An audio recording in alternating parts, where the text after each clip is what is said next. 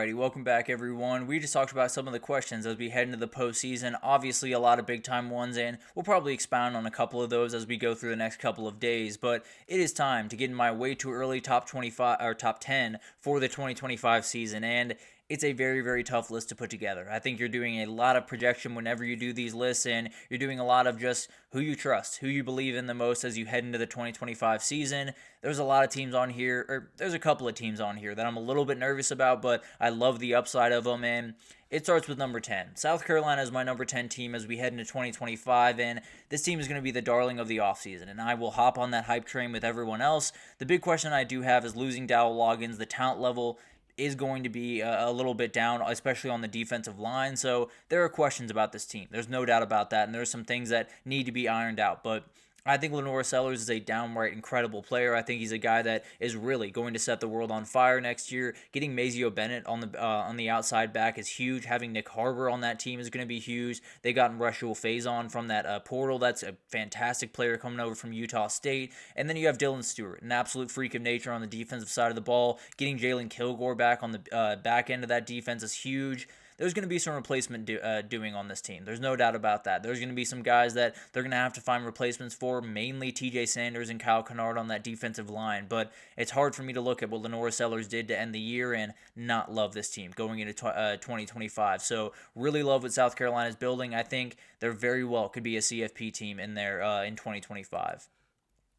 Then I got Illinois here at number 9. This is a team that I think is going to be really good in 2025. They are losing Pat Bryant and Zachariah Franklin, but they were able to pick up Hudson Clement from the portal. They obviously got the incredible running back duo of Lockery and McCray. Remarkable group on the offensive side of the ball. And then Luke Altmaier to call all the shots in his third year actually at Illinois. He's done an incredible job this last year. I think he's going to elevate that little bit of more in 2025 and get that offense to that next little level that they very much need to hit. And then on defense, you're getting Gabe Jackas, you're getting Matthew Bailey, and a ton of other guys back on that defense.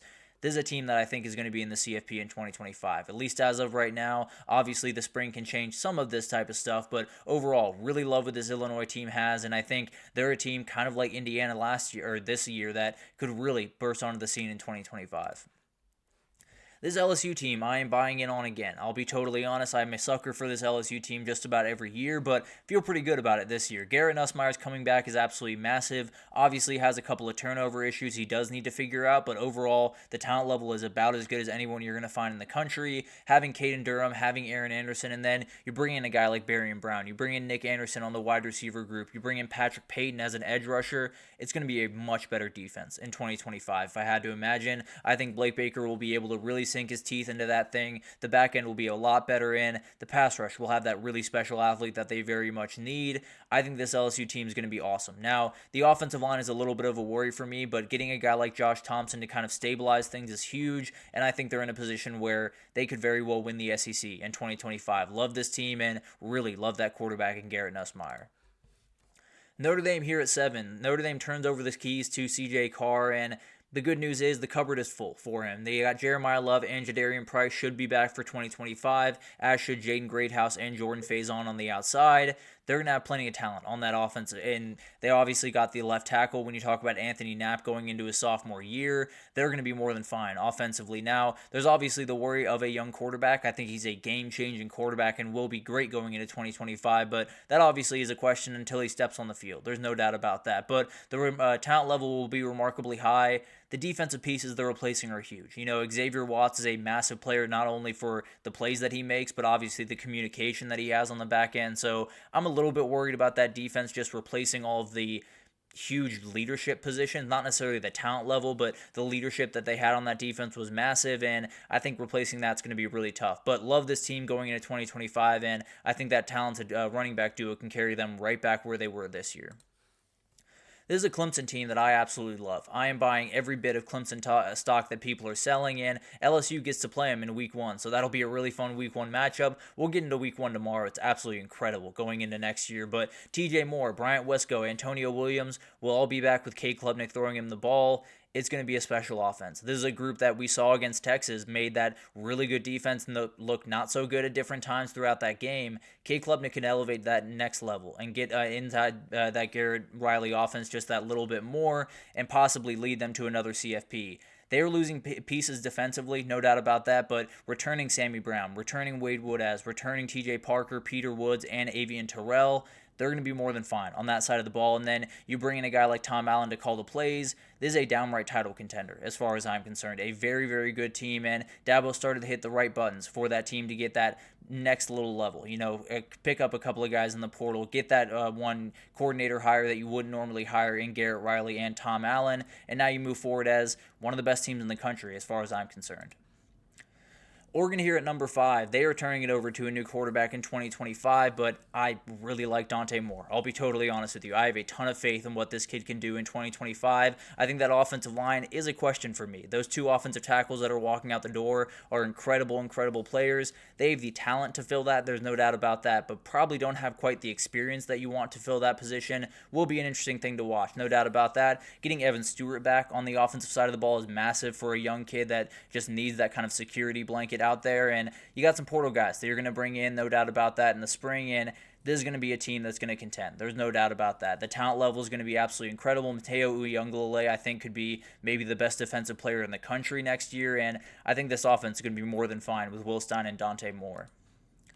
This Georgia team is one that's going to be really interesting to watch as we go throughout the offseason.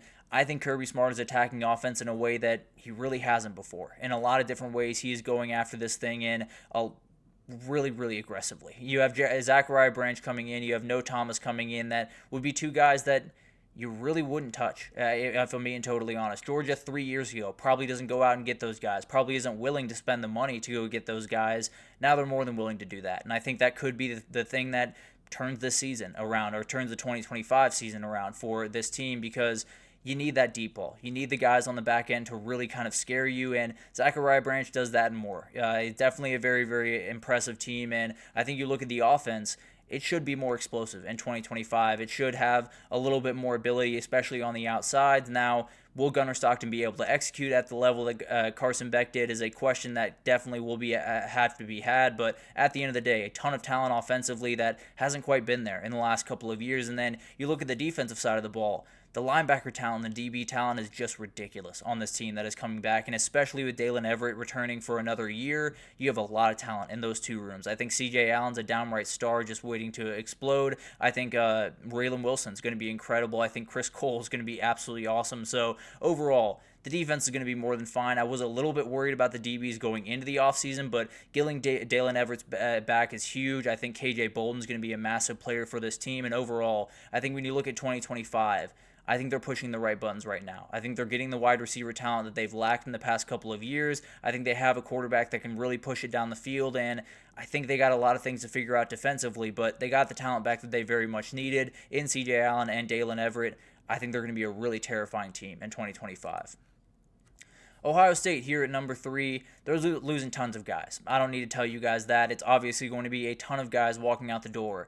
They also might have the 2 best players in the country going into 2025 when you look at Jeremiah Smith and Caleb Downs. I think it's the best offensive player in Jeremiah Smith. I think it's the best defensive player in Caleb Downs. And now you move forward with Julian Sain. That's the big-time question. Is he the guy that's going to be able to lead you back to the CFP and possibly back to another national title? It's going to be a question. There's no doubt about that. You're losing a lot of talent. There's going to be plenty of talent in that room, obviously, but bringing in guys like Max Clare and C.J. Donaldson from the portal were absolutely massive. I think this is going to be a really good team. I think the defense gives me some pause. There's no doubt about that, but I love what Kenyatta Jackson can do. I think Caleb Downs obviously will kind of mask a lot of the issues that they might have on that back end, and overall, I think it's going to be a really, really good team. I think it's a team that we've seen time and again has been able to reload, has been able to add guys to what is already a very talented team. This will be a big-time job. There's no doubt about that, but I think they'll be more than fine in 2025, and I think that defense, although they're losing a ton of guys, will be plenty talented and plenty good in 2025. Penn State is my number 2 team right about now, and it's really not because of the veteran quarterback. As much as that is a big deal for me, and no doubt about it, I think they could follow kind of that 2023 Michigan path in a lot of different ways.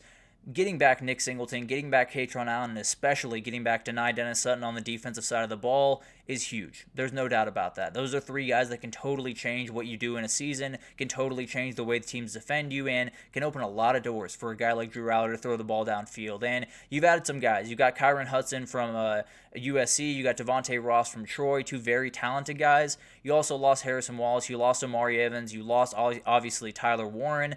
Going to be a little bit of a rebuilding group, and they're probably going to have to add a couple more guys in that spring portal class if I had to imagine. Now, what I will say is I love Luke Reynolds as you head into 2025. I think he's going to be a downright special player, and I think he's a guy that could totally take over this offense in a lot of different ways. You're going to need more help in the wide receiver group. You know, you had a freak show at tight end this year, and it obviously didn't open up things enough. So you're going to need some help at the wide receiver room. I love what Kyron Hudson brings. I think they might need a little bit more than him and Devontae Ross to really get this thing the way that it really should be. My number one team is the Texas Longhorns, and it's not because of Arch Manning, as much as that is a reason for this team to be really good next year, and he will have all the pressure in the world on him, as Anthony was talking about earlier.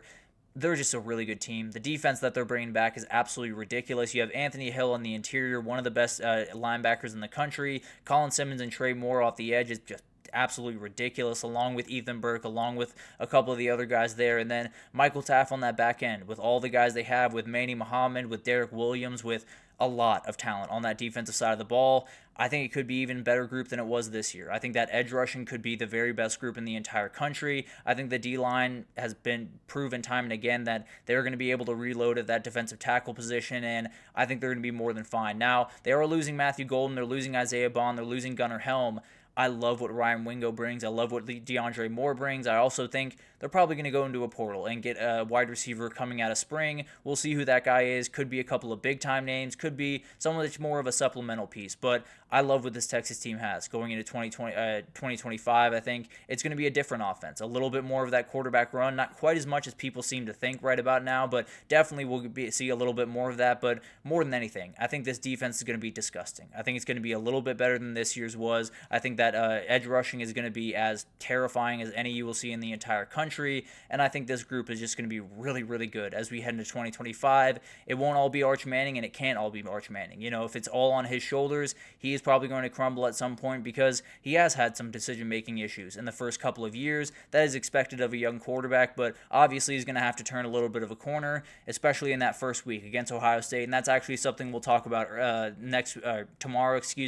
We'll talk about the Week 1 slate for 2025. It is special, no doubt about that. I'll give my final thoughts on the 12-team CFP tomorrow, do a little bit of talking about the Ohio State Ryan Day formula and how it's a little bit different than some people are saying right about now, but thank you so much for tuning in. That'll do it for this edition of the GSMC College Football Podcast, brought to you by the GSMC Sports Network. Your support means a lot to us, so please remember to subscribe to the show, leave a positive review. It does make a huge difference. Also, follow us on Facebook, Twitter, TikTok, Instagram, all the social pages for all the content and updates you could possibly need. We have great people covering every single sport you could want, so anything in the world of sports you need, come on over to GSMC and we have you totally covered. But thank you once again for listening. We'll be back tomorrow to take another quick look at 2025, but thank you once again for listening, and I will see you guys tomorrow.